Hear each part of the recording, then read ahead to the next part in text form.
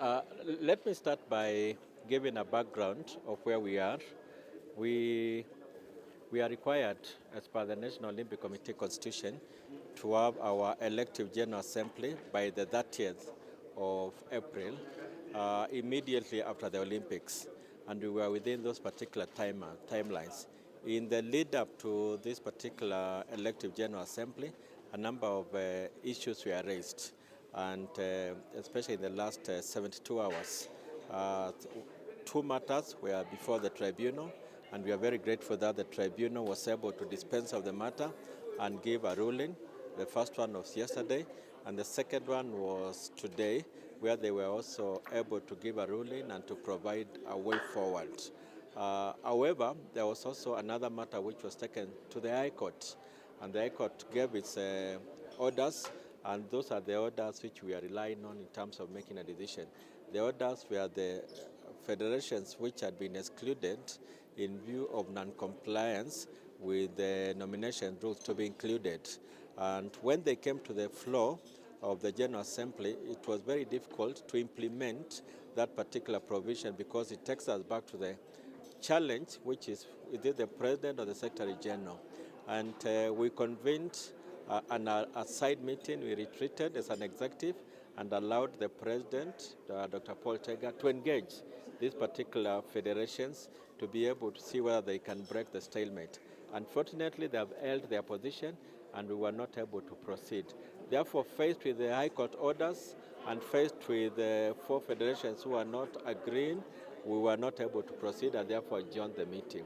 To the question on whether this particular position will change, yes, we believe it will change because once the legal matters are dispensed of, it remains political aspects.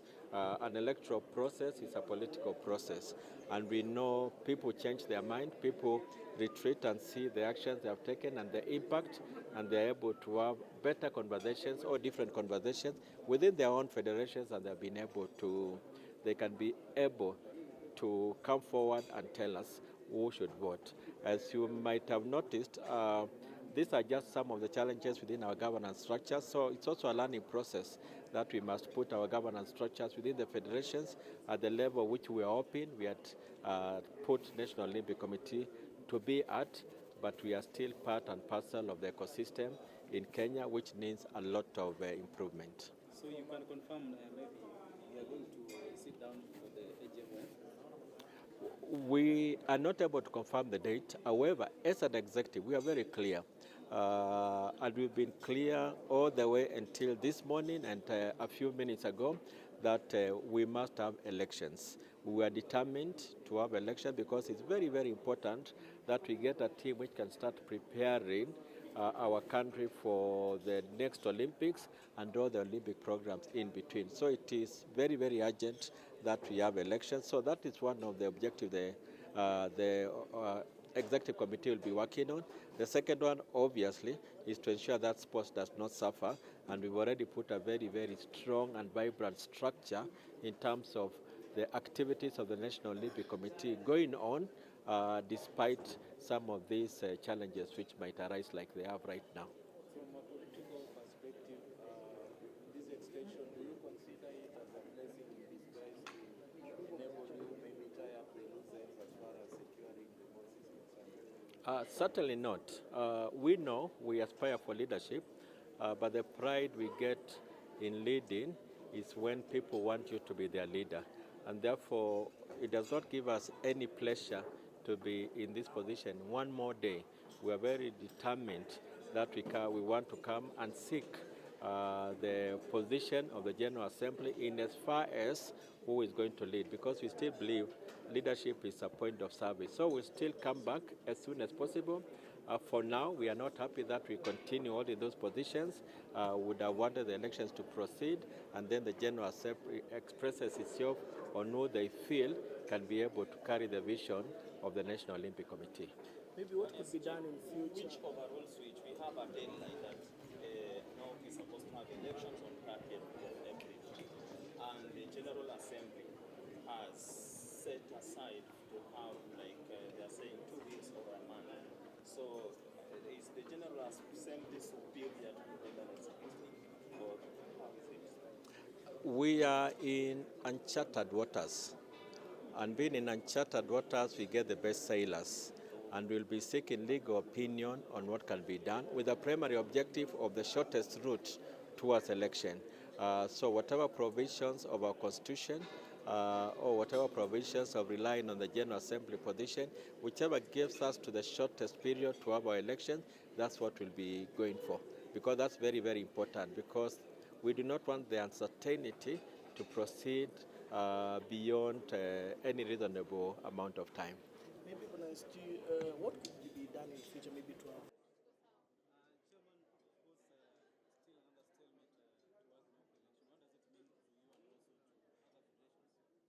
We didn't expect this kind of stalemate because what we had as executive committee and organizing NOC has been exemplary, especially the leadership of Dr. Boldergat. We were very excited that we are going to have a transition that was going to be very smooth and harmoniously done, so that we have the federations affiliated to National Olympic Committee go on. Unfortunately, it didn't happen that way. But you know, when it comes to elections in this country, it is emotive. People also want to be part and parcel of that. This is as a result of the success NOC-K has had. And then it has attracted a lot of attention, a lot of interest from the public. They want to see how this is done. It's just like at least Kenya, where we have so much success, and then everybody wants to see what's going on. But today is the most unfortunate day because we wanted an election that was good, and to make sure that those who are coming would be handed over the reins of power, the leadership, so that they can take NOC to the next level. We did not do that, but we have agreed as executive plus also the plenary that we are going now to have those federations who have not agreed on the way forward, especially when it's coming to voting delegates, that they have to go and sit down and come up with an agreement so that we can move forward. This is as a result of the decision that was done by High Court, Constitutional Court, allowing us to proceed with the elections.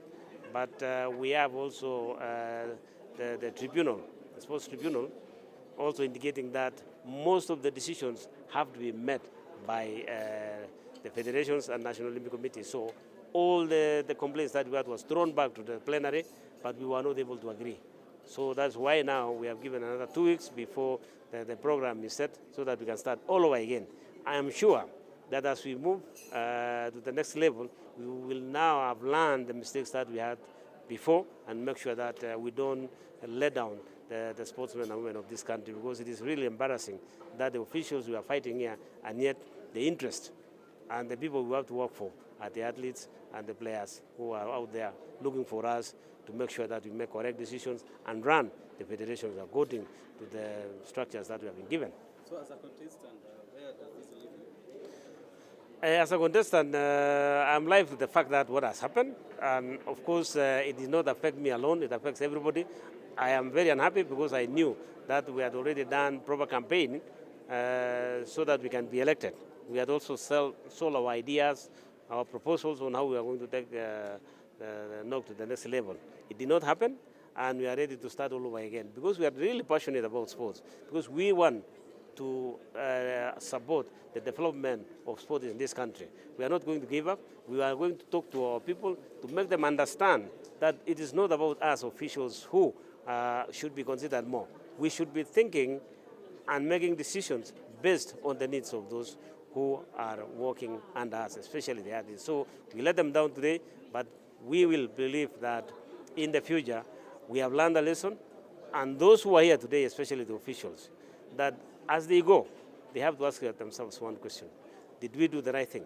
Did we do the things that will support our athletes? Why are we here? Are we in our offices to carry the offices as ours, or it belongs to others? Are we owning it, or who owns these offices? To an extent that we believe that if I'm not there, then nobody else is going to take it. I've had so many discussions here, but we have lost it somewhere because we are not seeing it, that we are not there because of ourselves. We are there because of others, and we are there because of the people of this country. And I hope that we will learn and we will change the tactics on how we do, so that we always think about those whom we serve. Listen, David. Do you believe that this statement today maybe is a lesson for the need for our own to review constitution?